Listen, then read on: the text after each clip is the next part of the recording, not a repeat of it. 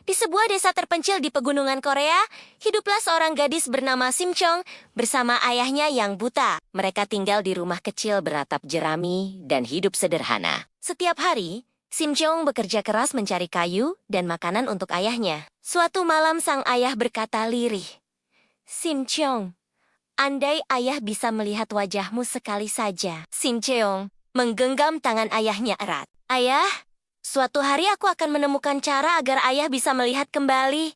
Meski miskin, hatinya penuh cinta." Suatu hari, badai salju turun ketika Sim Seong mencari kayu di hutan. Sementara itu, sang ayah gelisah dan nekat keluar mencari anaknya. Ia jatuh ke sungai dan hampir tenggelam. Tapi seorang biksu datang menolong. "Jika kau ingin sembuh dari kebutaan," kata sang biksu, "persembahkan 300 karung beras ke kuil." Sang ayah hanya bisa menunduk lemah. Bagaimana mungkin orang miskin seperti mereka bisa memberi sebanyak itu? Ketika Sim Cheong mendengar cerita itu, ia menatap laut dengan tekad. Ia mendengar kabar bahwa kapal saudagar mencari gadis sebagai tumbal pelayaran agar selamat dari badai. Ia mendatangi pelabuhan dan berkata, "Tuan, saya bersedia menjadi tumbal. Tapi kirimkan 300 karung beras untuk ayah saya."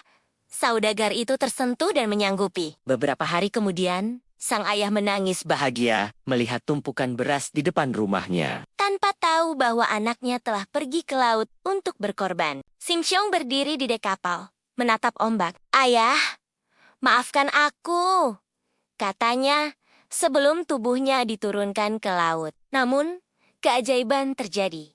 Sim Cheong tidak mati. Ia diselamatkan oleh Raja Laut dan dibawa ke istana bawah laut yang penuh cahaya mutiara. "Wahai anak manusia, kau berani berkorban demi ayahmu," kata Raja Laut. "Aku akan membalas kebaikanmu dengan doa dan cahaya."